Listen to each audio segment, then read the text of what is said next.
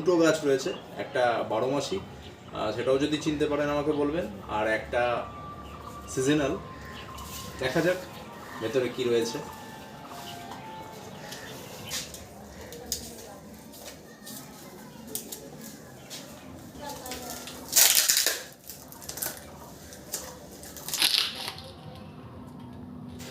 বড় গাছ, এই সেই বড় গাছ, হাইটটাই দেখতেই পাচ্ছেন 5 ফিট। ये है भारत का सबसे बड़ा आम। বড় বড় পাতা। যেটা দেখে গাছ দুটিকে আমি ছায়ায় রেখে দেবো কিছুটা জল দিয়ে। और পরবর্তীতে होती है 18 इंच এর যখন আমি পটিং করব তখন আপনাদের अगर জন্য आप আরো ভিডিও করা जहाँ হবে। को देखना या चखना चाहते हैं तो आपको বন্ধুরা, এর আগের ভিডিওতে আপনারা দেখেছিলেন যে আমি একটা গাছ এই পট থেকে তুলে ফেলেছিলাম। সেই গাছটা এটা 6টা ডাল ছিল, 6টা ডাল ছিল। এই 1 2 3 4 যেগুলো পচে গেছিলো, 2টো ডাল ছিল। আমি গাছটাকে কোনো রকমে এই টবের মধ্যে এমনি ফসিয়ে রেখেছিলাম। দেখুন এখানে নতুন করে পাতা বেরোচ্ছে। তো আমি তো অবাক হয়ে গেলাম, আমি তো ভেবেছিলাম যে গাছটা নষ্টই হয়ে যাচ্ছে। তারপরে আমি গোড়াটাতে ফাঙ্গিসাইড লাগিয়ে দিয়েছি। দেখা যাক যদি পরবর্তীতে গাছটা আবার ভালো একটা রূপ নেয়, আমি গাছটাকে আবার নতুন করে একটা পটে পটিং করব। ততক্ষণের জন্য এটা থাক।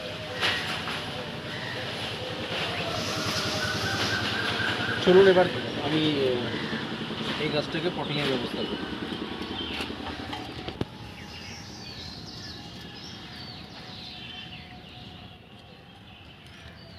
বন্ধুরা, আমার এখানে যেহেতু বাড়ির পাশে মহানন্দা লেক, তো আমি সবসময় চেষ্টা করি আমার টবের মাটিতে লাল মাটির সাথে নদীর বেলে মাটি বা পলি মাটি যাই বলুন না কেন, আমি ওটাকে মিক্সড করে একটু গোবর মিশিয়ে আমার গাছগাছালির জন্য মাটি তৈরি করি। বেশ কিছুদিন একসাথে মেশানো থাকে। পরবর্তীতে যখন আমি তাতে গাছ বসাই তখন আমি সে জায়গাটা এরকম করে মাটিটা উঠিয়ে নিয়ে গাছগুলো বসাই। চলুন বন্ধুরা, এবার প্যাকেটটা কাটা যাক।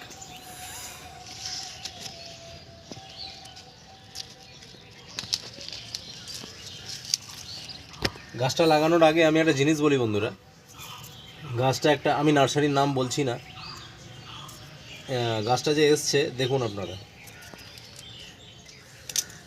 এখানে গামোসিস হয়েছিল, আঠা বেরোচ্ছিল, কিন্তু আমি সেই জায়গাটাতে গামোসিসগুলো ছুটিয়ে চাকু দিয়ে চেঁচে তারপরে আমি একে 3 দিন 4 দিন ধরে ফাঙ্গিসাইড মাখিয়ে রেখে আমি সেটা ঠিক করেছি। ঠিক আছে, নার্সারি ম্যানদের উদ্দেশ্যে আমার একটাই কথা বলার, যে আপনারা ব্যবসা করছেন, ব্যবসা করুন, কিন্তু কাস্টমারকে ঠকিয়েন না। আমরা দূর দূর প্রান্ত থেকে আপনাদের নার্সারিতে পৌঁছতে পারি না। আপনাদের দায়িত্বের মধ্যে পড়ে যে আপনারা যখন টাকা নিচ্ছেন অন্তত কাস্টমারকে একটা ভালো গাছ উপহার হিসেবে দেওয়া, অবশ্যই অর্থের বিনিময়ে। আপনারা যদি গামোসিসওয়ালা একটা গাছ কাস্টমারকে দেন এবং গাছটা নষ্ট হয়ে যায়, কাস্টমারের সময় নষ্ট এবং ইমোশনালি সেটা কাস্টমারের জন্য খারাপ, তাই না? তো এই কাজটা আপনারা করবেন না। আপনারা অবশ্যই ভালো গাছ দেওয়ার চেষ্টা করবেন। ঠিক আছে, শুধু এটাই নয়, আমি এর সাথে আরেকটা ইন্ডিয়ান অল টাইম বলে একটা ভ্যারাইটি বুক করেছিলাম, যেটা নাকি ওনার কাছ ছাড়া কারো কাছে পাওয়া যায় না। এবং আমার যেহেতু 12 মাসি আম কালেকশানের ওপর একটা ঝোঁক রয়েছে, সেক্ষেত্রে ওনারা পাঠিয়েছেন। আমি আমের পাতা থেকে বুঝতে পারছি যে মেবি ওটা ইন্ডিয়ান অল টাইম বলে একটা আলাদা কোনো জাত, কিন্তু গাছের মধ্যে ট্যাগ লাগানো রয়েছে বাড়ি 11। এবার পাতা দেখে আমরা তো কোনো বিশাল এক্সপার্ট নই যে বুঝে ফেলবো এটা বাড়ি 11 না অন্য কিছু। আমি কল করে বললাম যে দাদা কী ব্যাপার, ইন্ডিয়ান অল টাইমের জায়গায় আপনারা দিয়ে দিয়েছেন বাড়ি 11। বলছে না, এটা তো হওয়ার কথা নয়। তারপরে আমি যখন তাকে ছবি তুলে পাঠালাম যে দেখুন, তখন আমাকে বললেন যে ঠিক আছে, ওই গাছটার বিনিময়ে ওনারা আমাকে নতুন গাছ দেবেন।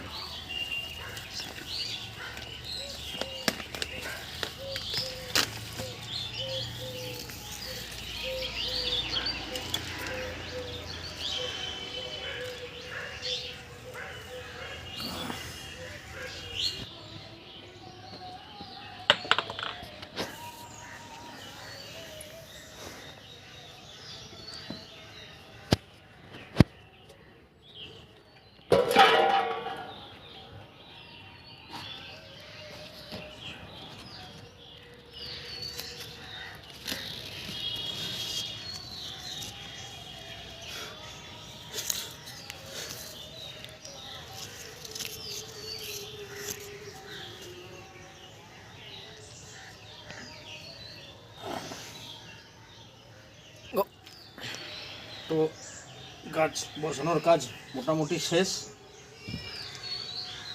গাছটা হয়তো আরেকটু ভেতরে বসাতে হতো, কিন্তু আপাতত এইটুকুটাই থাকলো। ঠিক আছে, এবার খুব তাড়াতাড়ি গাছটাকে আমি এখান থেকে প্রুনিং করে দেবো, তাতে গাছটা নিচ থেকে আরেকটু মোটা হয়ে এবং ডালপালা বেরোবে। আমি এবার একটু জল দিয়ে দিই।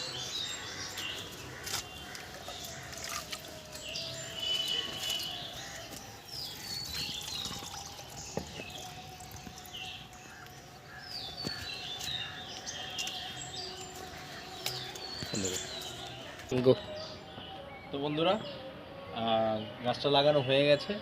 আমি পরবর্তীতে গাছটার এইখান থেকে প্রুনিং করে দেব, যাতে গাছটা একটা ঝোপালো আকার নেয়। আমি কখনো কখনো ভাবছি যে এই পজিশন থেকে প্রুনিং করব, তাতে গাছটা একটা গোলাকার রূপ নেবে। ঠিক আছে, দেখা যাক। প্রথমে আমি এখান থেকে প্রুনিং করব, তারপরেও যদি আমার মনে হয় যে না গাছ লম্বা হয়ে যাচ্ছে, তো আমি এখান থেকে প্রুনিং করে দেবো। তো দেখা যাক বাগানে এবছরে আমি কটা ফল নিতে পারি। এটা ব্যানানা ম্যাঙ্গো গুটি সেট হয়েছিল, বৃষ্টির ফলে ঝরে পড়েছে, আবার নতুন করে গুটি সেট হচ্ছে। এখানে দেখতে পারবেন আপনারা, এখানে গুটি সেট হচ্ছে 1 2 3 4 এরকম দেখা যাচ্ছে। তো বন্ধুরা, আজকের মতো ভিডিওটা আমি এখানেই রাখছি। পরবর্তী ভিডিওটা খুব তাড়াতাড়ি আপনাদের সাথে দেখা হচ্ছে। যদি কন্টেন্ট ভালো লাগে সাবস্ক্রাইব করবেন এবং পাশে থাকবেন।